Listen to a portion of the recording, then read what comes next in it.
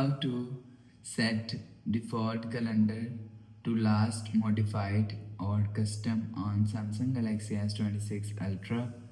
Let's start the video. First of all, go to app library. Here click on set calendar app. After click on calendar app, click on this three line icon and click on settings icon. Now in calendar settings, scroll down and click on default calendar.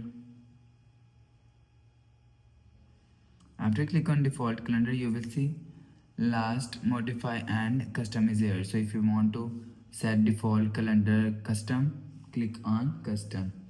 If you want to set default calendar last modify, click on last modify. So you will select last modify and custom from here. After selecting, go back to home screen. So that's how you can set default calendar to last modify or custom on Samsung Galaxy S26 Ultra. If you like the video, please subscribe. Thanks for watching.